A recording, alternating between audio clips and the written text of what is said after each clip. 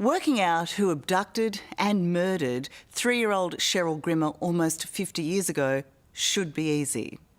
18 months after the sickening crime at a crowded Wollongong beach, a man claiming to be the killer admitted it. He gave detectives a detailed confession. But if you think that made it case closed, you're wrong. Cursory police work and an extraordinary legal technicality mean this man's never been prosecuted. He continues to walk free. For the Grimmer family, the insult of knowing that, combined with the loss of their beautiful Cheryl, is as painful today as it ever was. But it hasn't lessened their incredible resolve to seek justice for her murder.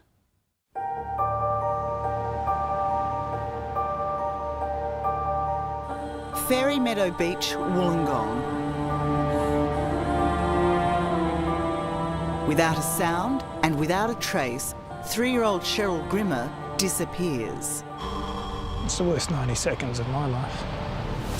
50 years on. It was just a terrible day. She was gone. 3 brothers still haunted by their sister's disappearance. You okay, Paul?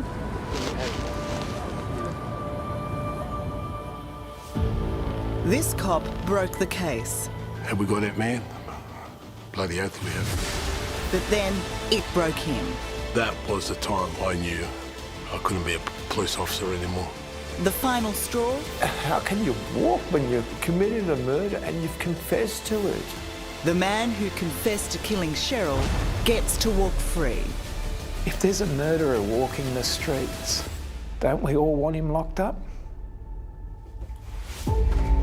It's July 2016, and Detective Frank Sanvitali has just been handed a 50-year-old cold case.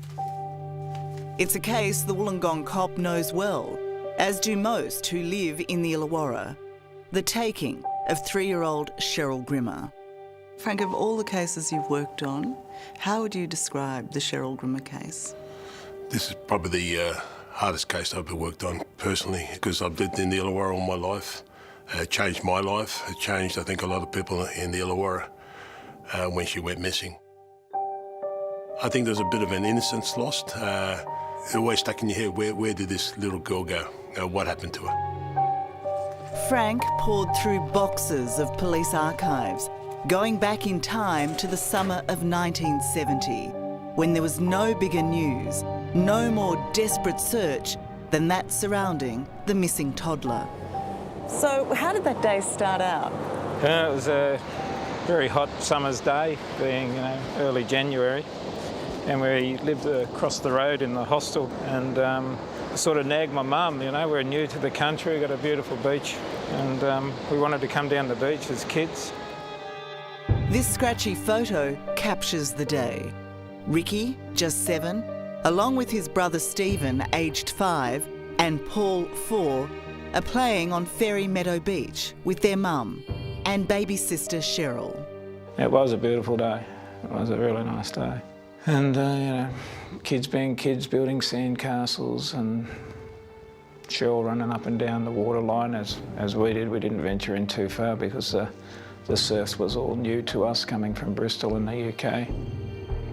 But within a few hours, this idyllic outing comes to an end with the onset of a southerly change. Everyone packed up and started leaving, so you can imagine how many people are up near the surf club trying to get out the wind and shower and that with the kids. Mum, 26-year-old Cheryl Grimmer, sent the kids ahead while she packed up on the beach. My mother asked me to take Stephen and Paul and Cheryl up to the shower blocks to wash the sand off, to walk back to the hostel. Had you done that before? No. On the way to the showers, Cheryl stops for a drink at the Bubbler. So back in 1970, this part of the building wasn't here, but this was. Yep. Yeah. And so on that day, Cheryl's here, here. Tell me where she was standing just over there and nearly teasing me that I couldn't come in.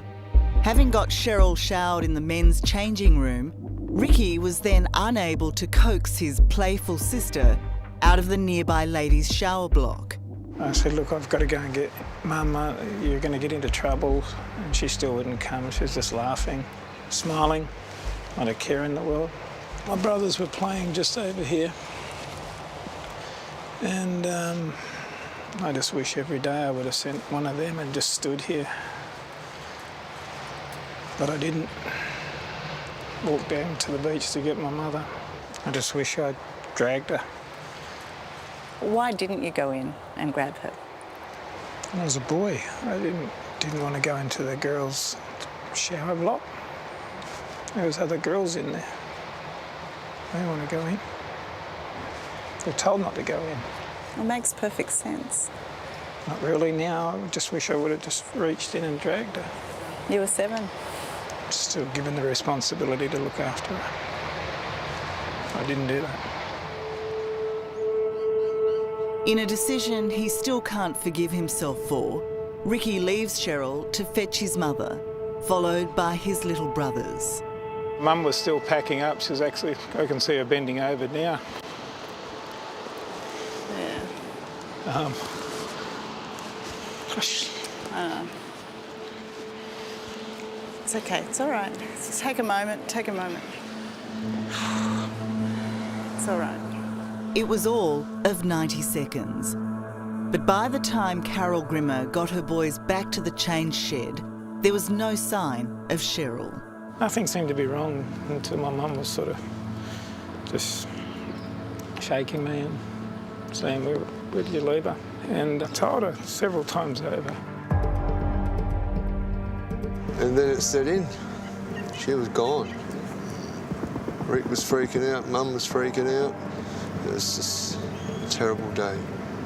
I mean, as a 7-year-old, what was going through your mind at that point? You weren't Just thinking... that she was somewhere here. Yeah, you weren't thinking a stranger's taken her? No, not at all. I didn't know what abduction was or anything about taking a child. I didn't know anything about that. A minute and a half is all it took for a family to be forever changed, to suffer a lifetime of grief and guilt. It does. Certainly does. Just too much, Paul? Yeah.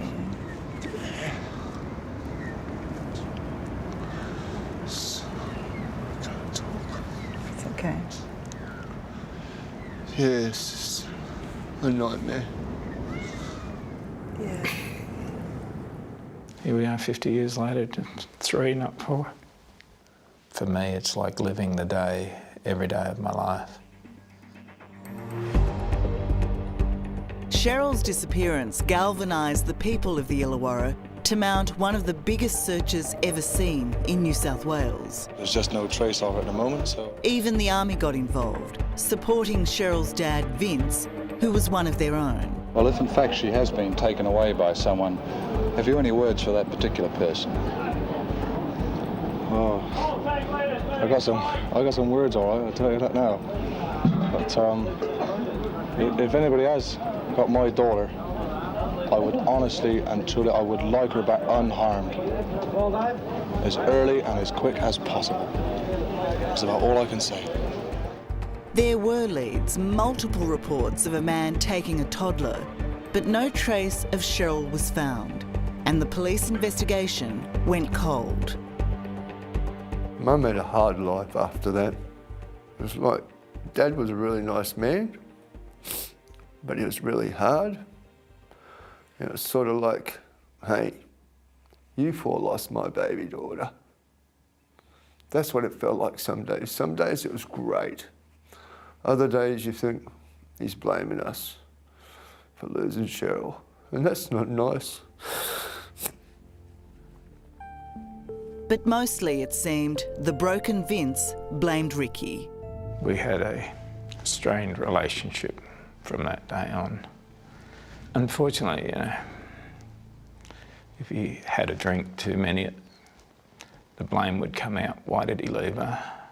Why did he leave? You hear that enough, and You start to question, why did I?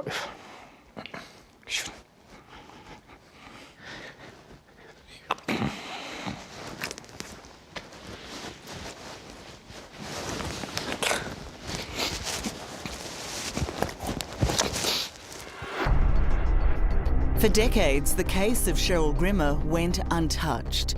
Year after year, the tormented family not knowing what happened to their baby girl. But 47 years after she disappeared, Wollongong detective Frank Sanvitali made a stunning find. Cheryl's fate may have been known all along. Her killer right under their noses. When you first read that confession, did any part of you go, well, he could have made this up? No way in the world.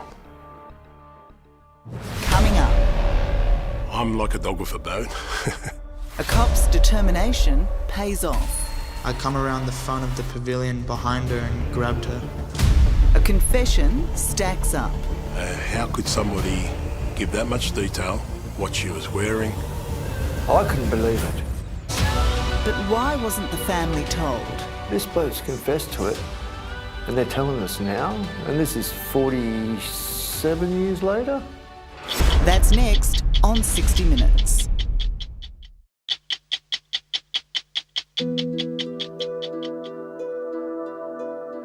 The disappearance and suspected murder of 3-year-old Cheryl Grimmer in 1970 rocked the Illawarra community.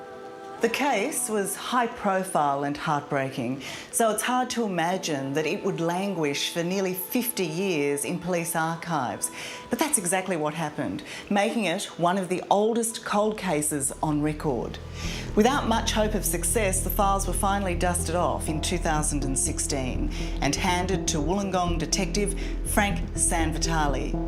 What he would ultimately find would break open the case, but it would also bring a new wave of untold grief to the Grimmer family. As a police officer, being given the opportunity to look into it, even perhaps solve it, Yeah. Did you welcome that?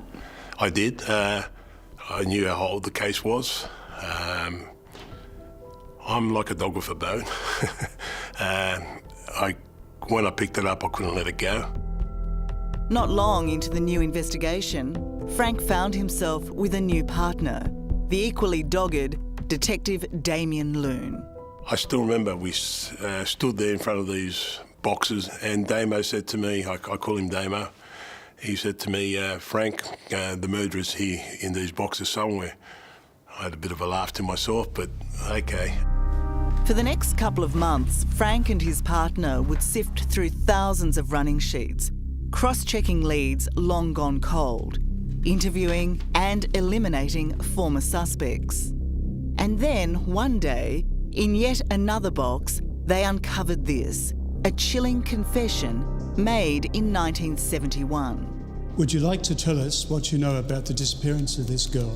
Nearly a year and a half after Cheryl disappeared, a 17-year-old runaway made a startling admission to police. I come around the front of the pavilion behind her and grabbed her.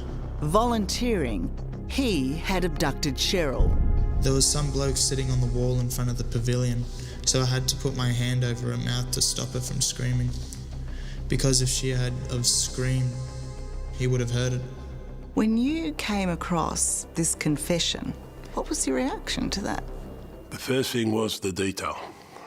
How could somebody give that much detail of Fairy Meadow Beach, of Cheryl, of where he took her, what she was wearing? Which suggests what? Well, it suggests he was telling the truth. What was your intention? I was going to have sexual intercourse with her. The detail of what he said he eventually did to little Cheryl is deeply disturbing. Did you have sexual intercourse with her? No, because she started to scream as soon as I took the gag off her. What did you do when she started to scream? I put my hands around her throat and told her to shut up. What happened then? I guess I must have strangled her. She stopped breathing and stopped crying, and I thought she was dead. So I panicked and covered her up with bushes and run for it. On that day, he says he gets here early in the morning. and he hangs around the surf area here. Frank says retracing the confession gives a clear picture of how Cheryl was taken. The accused says he runs around the ladies' showers, around the back of the shower block, and grabs her just along here. Right. And takes her over to the sandhills, straight across to the left there. To the sandhills just over there? Yeah. That's where he says he ties her up with his shoelaces and a handkerchief. We know at the time he'd escaped from a juvenile detention home. We know previously he lived in the area. We were told what he had done. It's a hard part to talk about. The grief for Cheryl's brothers, Ricky, Paul and Steve Grimmer, is compounded by anger. They were staggered to learn, through Frank, that this confession even existed. We were shocked. We looked at each other and said, hang on, this bloke's confessed to it and they're telling us now? And this is 47 years later? They're telling us that someone admitted to killing our sister? I couldn't believe it. That's disgusting as far as I'm concerned. It's hard to fathom now, but police at the time made cursory inquiries before filing it to be forgotten for half a century. The fact that the police investigating it at the time didn't do much with the confession, that it sat in this box for all those years, what does that tell you about what they thought of his confession? The police said there was not enough substantial evidence to arrest a person. So what he was talking about couldn't be corroborated? Correct. Do you accept that? No. How do you respond to the comments made at the time on the running sheet by those investigating officers that this person wasn't a reliable witness, that he was prone to untruths and highly suggestible? Everything he said in that confession, we found to be true. We did not find one lie. Hey, Phil, how you going, mate? Well. With Frank's help, we've been put in touch with one of the two detectives who took the original confession. Phil Finlay was the junior officer on the day the 17-year-old made his damning admissions. On face value, it certainly fitted the framework that we were looking at. He seemed to be familiar with the dressing shed area. At the time, did you feel like he was telling you the truth? Well, I had no reason to think he wasn't, because he was so fluent answering without any hesitation. It all just flowed on from his mouth. How did you strangle her? With my hands. But the officer in charge on the day took a sceptical view of the confession. He judged it didn't warrant further investigation because police couldn't substantiate the details given to describe the place where the teenager said he murdered Cheryl. But even so, to Phil Finlay, the confession was compelling. For you personally, at any stage, do you think we should arrest this guy? Yeah, but it was decided by my partner to leave the case open, but not in no way eliminate the guy we'd spoken to as a suspect. Did you agree with that? Well, I went along with it, yes. Yeah. I know, going along with it when you're a junior cop is different to agreeing with it. Well, you've hit the nail on the head. So if you'd been the senior cop on the day, the outcome might have been different? Well, could have been, yeah. So for 47 years, the confession was forgotten. So back in the day, this would have all been far more. But in 2016, with Frank Sanvitali, came fresh eyes and a new determination to either corroborate it or eliminate it once and for all. This is where we believe Cheryl's body was left by the accused.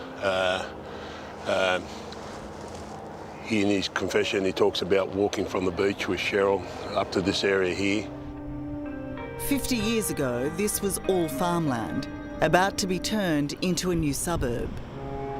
But on the 12th of January 1970, I put my hands around her throat, it also became a gravesite, told her to shut up. according to the man confessing to the murder of Cheryl. She stopped breathing and stopped crying. You believe that first confession? Very much so. There's a little girl in that area there, round here. To the original investigators, the suspect said when he brought Cheryl here, he remembered distinct tubular fencing and a cattle grid, details those officers could not confirm. But he gives so much detail. He talks about the fence, the grid, how he left the body. Half a century later, Frank had a different result. Confirmation from the very family that owned the farm at the time. The sons of the owner of the farm, he built the fence. He built the cattle grid from Lizard's railing. Yep. So he remembers that quite clearly. So you were able to corroborate everything he said in that confession? Yeah. Where police officers in the past couldn't? We did. I took the little girl's swimsuit with me. In his confession, the teenager said, after killing Cheryl, he took with him her towel and swimming costume. He described where he dumped those items. The towel in a drain outside a service station and the costume in an incinerator at a camping ground. I burnt them in the incinerator on the beach going up towards Corrimal. While neither piece could be retrieved, the service station and incinerator were both where he said they were. He talks about the costume, the towel, where he took the towel, where he dumped the towel, where he burnt the costume, Cheryl's costume. And that's the first thing that got me. And I said, well, there's a lot of detail here. How does somebody come up with that story? That really stood out for me. But it was this next detail that made the confession ring true to the boys who were there. He saw Cheryl have a drink at the bubbler. Did the little girl come out with the other children? Yes. She had a drink at the water fountain. Someone lifted her up, I think. That someone was Ricky. Do you remember her voice? Do you remember her asking you for a drink? I don't remember the asking for a drink. I could just see that she wanted a drink, so I helped her up. How critical was it, in your opinion, that he described seeing Ricky give Cheryl a drink at the bubbler? That was what you call a eureka moment. Just that detail there. He had to be here. He had to be here. And he saw what he saw. So, Rick, for you to learn that within that confession was a description of you picking up Cheryl to give her a drink, what was that like? Surreal. For me, I mean, it just confirmed he was there, watching, waiting for his opportunity. If you weren't there, you wouldn't have known that Rick picked Cheryl up to give her a drink at the bubbler. And it's in his statement. So, in my eyes, that's 100% yes, he's telling the truth. I killed your sister. Coming up. He knows he's guilty. We know he's guilty. The police know he's guilty. So, why isn't he in prison? How can you walk when you've committed a murder and you've confessed to it?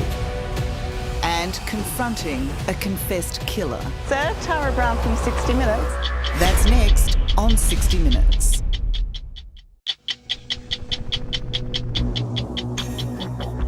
This is the man who confessed to murdering 3-year-old Cheryl Grimmer in 1970. She would not be quiet, so I put my arms around her throat and strangled her.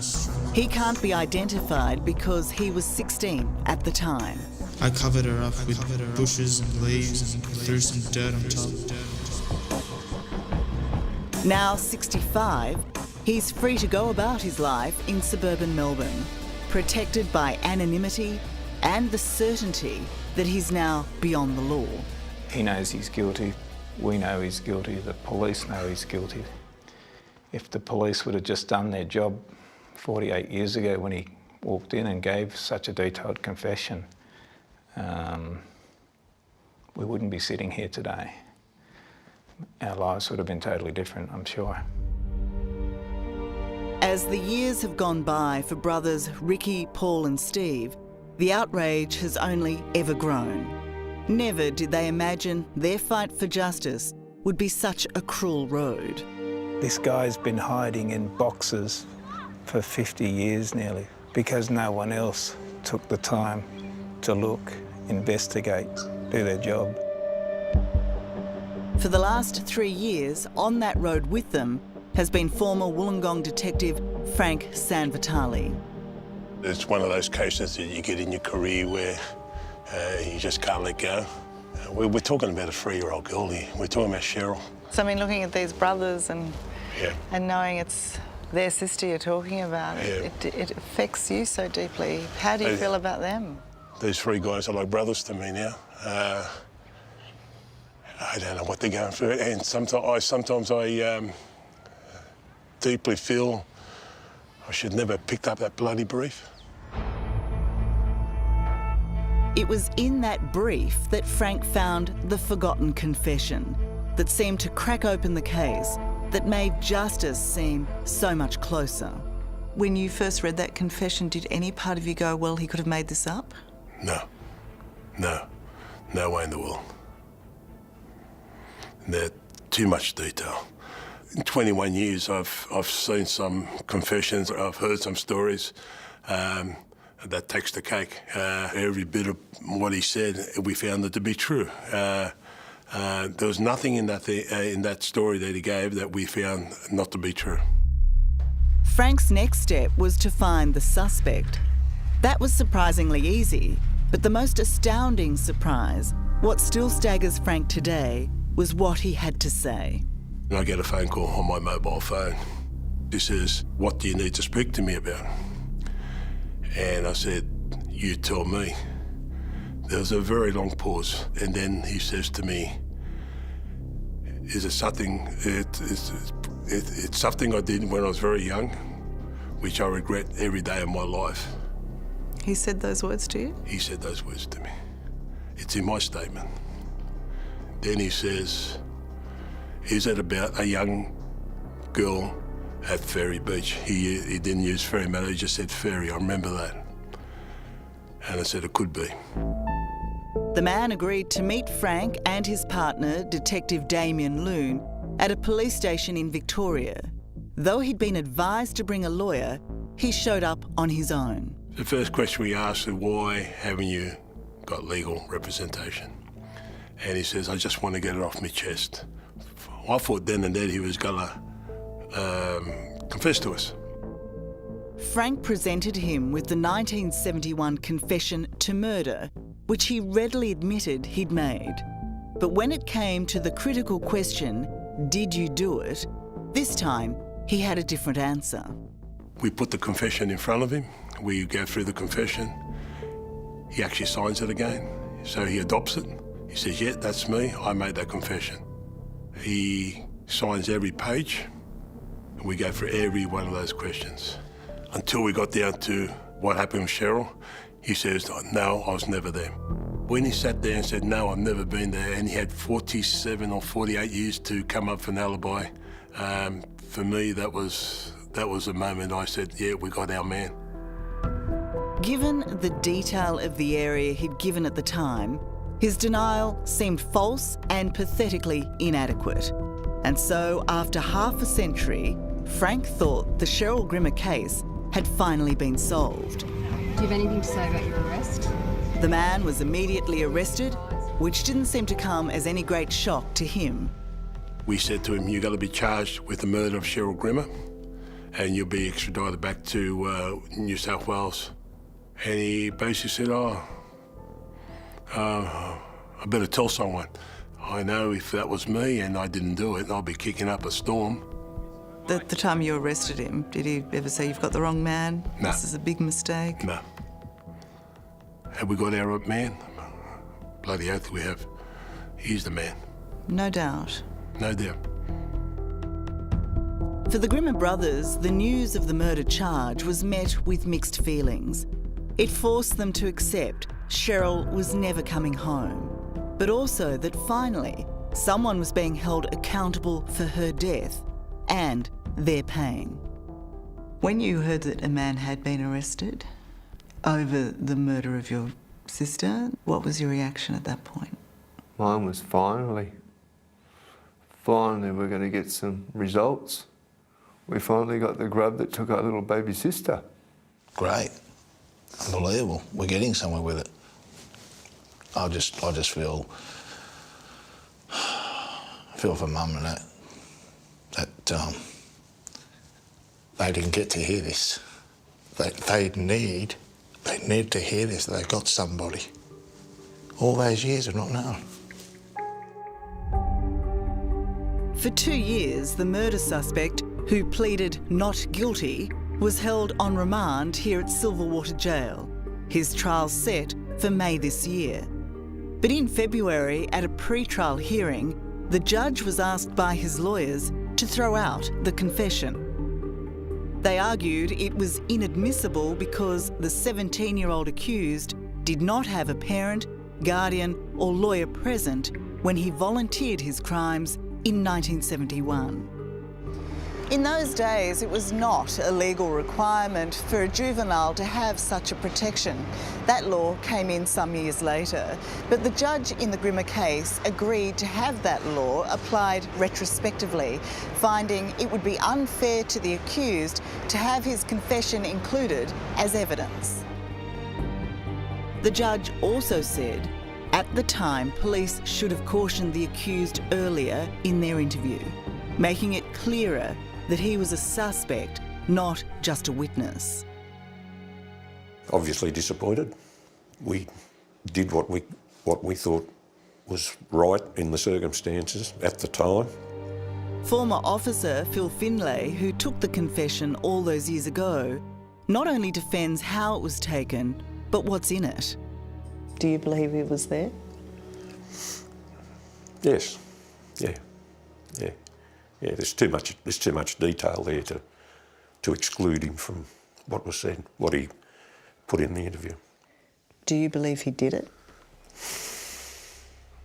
Yes. Yeah. But the damning confession was out, and so was the suspect, released from jail, with the case against him now considered unwinnable. The Grimmers were devastated. How can you walk when you've committed a murder and you've confessed to it? But you get away because you didn't have a parent holding your hand when you were questioned by the police? All this evidence is now just sitting there again and possibly may not be heard again. How can this happen? I mean, this is not real, surely. Are we just, sitting in a play? I mean, this is just stupidity. It can't happen twice, surely. We're not going to let it happen. No, definitely not. We'll be the voice of our parents. Enough. Enough's enough. We just want, at the end of the day, all of the evidence to be heard. If he walks out of that court a free man, so be it. So be it. We don't believe that will happen.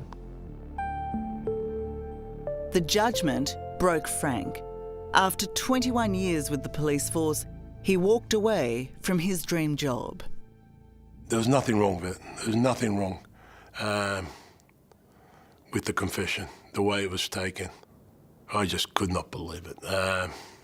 What was the overriding feeling for you to hear that? This poor family, my Christ. Sometimes I think about Ricky and Paul and Stephen, how they're still alive. It's got me. That was the time I knew I couldn't be a police officer anymore. That's when I just can't do it anymore. That was the final straw.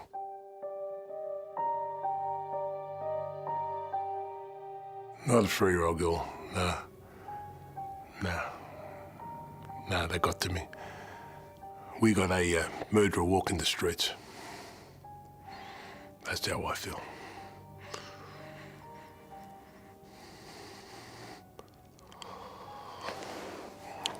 Yeah, we got the right man. Coming up. Hello, sir. Tara Brown from 60 Minutes. Confronting the confessor. Seen this before? This is your confession. and why this cop won't give up. I see Cheryl in my dreams. Blonde girl, just keeps on saying, don't let go. We'll get there. That's next on 60 Minutes. Nearly 50 years ago, this was a man prepared to talk about a most heinous crime when he confessed to snatching and then strangling 3-year-old Cheryl Grimmer. Hello, sir. Tara Brown. Today, 60 Minutes. he won't say a I'd like word. to speak to you about Cheryl Grimmer. Have you got away with murder, sir? Even though the murder charge against him was dropped in Have February. you seen this before? This is your confession where you tell police you strangled her. He certainly won't explain why he gave such detail of a murder to police all those years ago. Has the death, the murder of Cheryl Grimmer haunted you all these years, or is it something you've forgotten, or is it something that thrills you? Sir, what did you do to that little girl? And why don't you come clean now? It's just disbelief. I mean, how do you put into words how we feel that a person that we know did what he did to Cheryl? Just walk out of that courtroom. How? Because he didn't have an adult present when it wasn't required at the time. For Ricky and his brothers Steve and Paul Grimmer, this man has got off on the worst type of legal technicality. And former Supreme Court Judge Anthony Wheely agrees the judgment is not about the truth of the confession, but how that confession was taken. Would you accept that the further police investigation corroborates that confession, confirms its truth?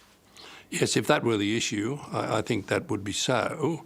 However, that wasn't the issue the judge was looking at. The judge's task was not to test the validity of that confession, but to test the circumstances of the interview itself and the condition of the young person.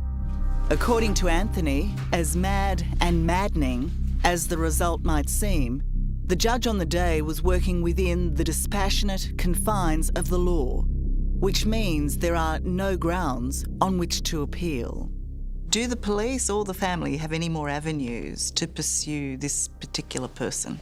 I understand that the Attorney-General has taken advice and has come to the conclusion, regrettable though it is, that no appeal would be likely to succeed. And I must say that would be my view as well. So the answer to your question is no, there doesn't appear to be any further avenue. Can you understand and sympathise with the family? Of course. Of course, it's a terrible situation. If I were in that position where a child of mine had been murdered or disappeared, I would be so distraught and angry and understand perfectly that they are. But the law has been upheld, and that's what, as citizens, we have to accept. It's like we're on our own. We're on our own fighting the New South Wales justice system. In our eyes, stinks. Now we're here.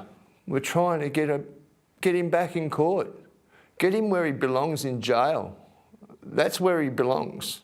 Do you accept that there may not be any more avenues? No, I'm not accepting anything. No, We made a promise to our mother and we're going to keep it, no matter what it takes, what people we hurt, what toes we stand on. We are going to stand on toes until my sister is heard. And we will not stop.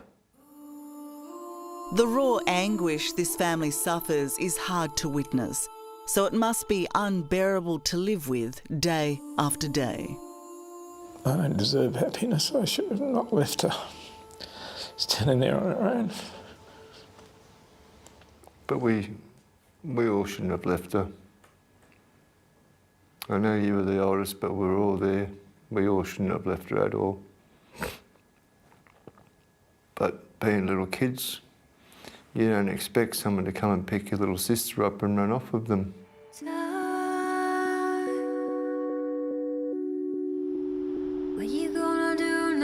Former Detective Frank Sanvitali, driven by a desire to bring justice and peace to families like the Grimmers, feels instead he's let them down by not getting his man. How do I feel towards him? I'd rather not say. I think you know how I felt towards him. If this is what the community wants, so be it. I don't think it is.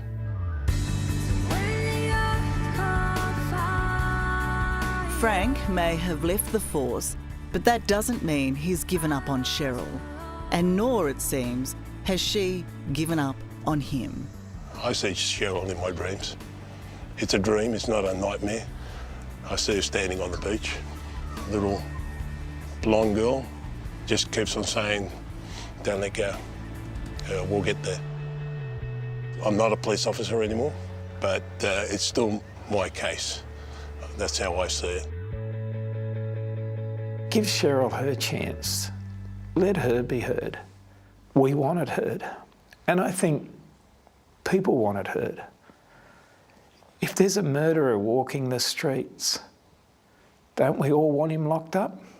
Don't we want him off the streets? He's sitting at home now. We're here still fighting. Common sense, come on, please. Hello, I'm Tara Brown. Thanks for watching. To keep up with the latest from 60 Minutes Australia, make sure you subscribe to our channel.